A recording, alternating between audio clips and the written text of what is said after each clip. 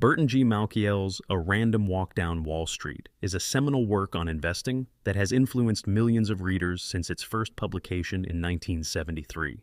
The book popularizes the random walk theory, which posits that asset prices move unpredictably and are inherently difficult to forecast. Through a mix of financial theory, historical analysis, and practical advice, Malkiel makes the case for passive investing and the use of diversified index funds over active management strategies. The book is structured into three main sections: an overview of financial markets and investing history, an examination of investment theories and market behavior, practical investment strategies for individuals. Let's explore these sections in detail. Section 1. The history and mechanics of financial markets. A brief history of speculative bubbles. Malkiel opens the book with a historical survey of speculative manias, highlighting the irrational exuberance that often grips investors. Key examples include tulip mania, 1630s. The Dutch fascination with tulip bulbs saw prices rise to astronomical levels before crashing. The South Sea Bubble, 1720. Investors were lured into a speculative frenzy over a British trading company, leading to massive financial losses. The Great Depression, 1929. Over-leveraged speculation caused the collapse of the U.S. stock market, followed by years of economic hardship. These episodes illustrate a recurring pattern. Human behavior often defies rationality, leading to market inefficiencies. Efficient markets and their critics. Malkiel introduces the efficient market hypothesis, EMH, which suggests that stock prices reflect all available information. In an efficient market, no one can consistently outperform the market over time through stock picking or market timing. Price movements are random and influenced by new information, which is unpredictable by nature. Critics argue that markets are not perfectly efficient, citing anomalies and the success of legendary investors like Warren Buffett. However, Malkiel contends that such success stories are rare and often attributable to luck or unique circumstances. Investment vehicles and terminology. The author provides a primer on financial instruments, including stocks, represent ownership in a company and are traded on exchanges; bonds, fixed income securities issued by governments or corporations; mutual funds, pooled investments managed by professionals; index funds, low-cost funds that track the performance of a market index like the S&P 500. Malkiel emphasizes the importance of understanding these tools before crafting an investment strategy. Section 2. Understanding investment theories and market behavior, the firm foundation theory. This theory asserts that a stock's intrinsic value is derived from its expected future earnings and dividends.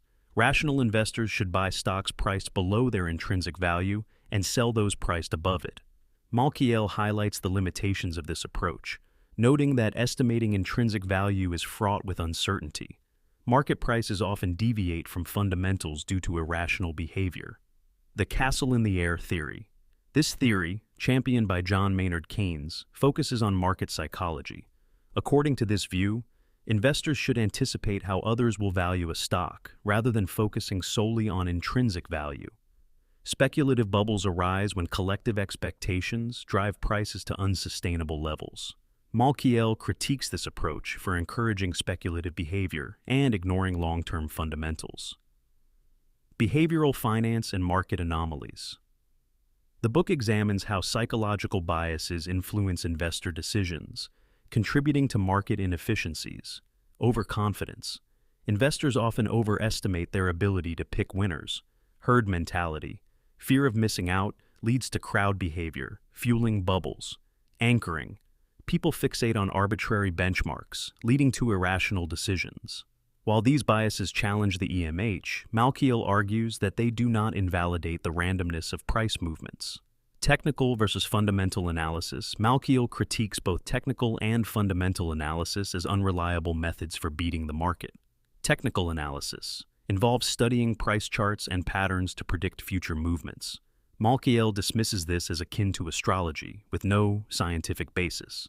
Fundamental analysis focuses on evaluating a company's financial health and intrinsic value. While more rigorous, it still fails to account for unpredictable market forces. Section 3. Practical investment strategies for individuals. The case for passive investing. Malkiel argues that most actively managed funds fail to outperform the market after accounting for fees. Instead, He advocates for passive investing through diversified index funds. Key advantages include low costs. Index funds have lower management fees and transaction costs. Market matching. While active funds may underperform, index funds deliver market average returns.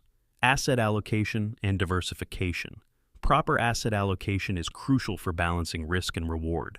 Malkiel recommends stocks for growth. Younger investors should allocate more to equities for long-term growth. Bonds for stability.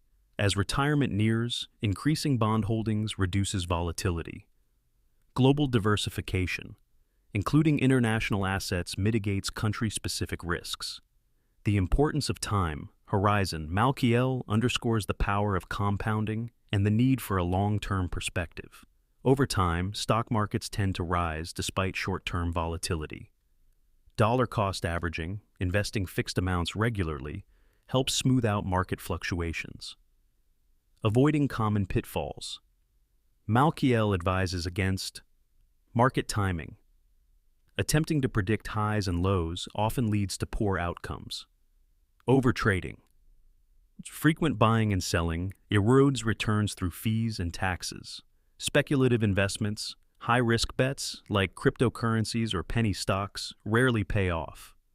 The role of tax efficiency. Tax considerations play a significant role in maximizing returns.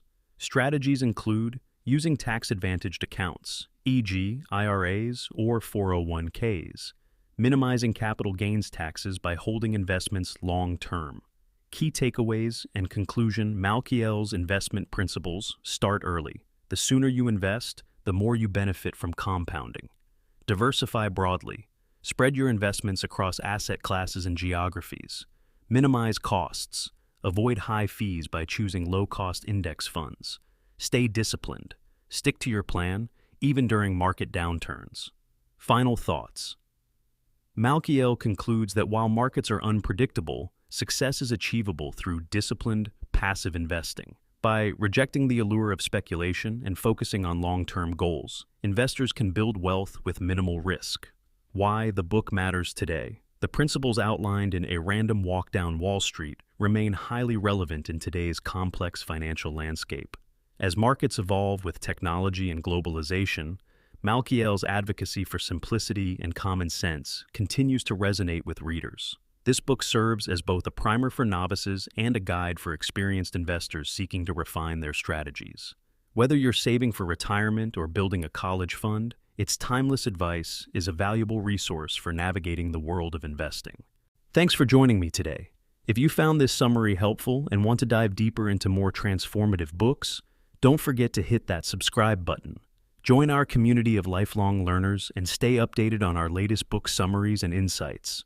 And if you enjoyed this video, give it a thumbs up and share your thoughts in the comments below.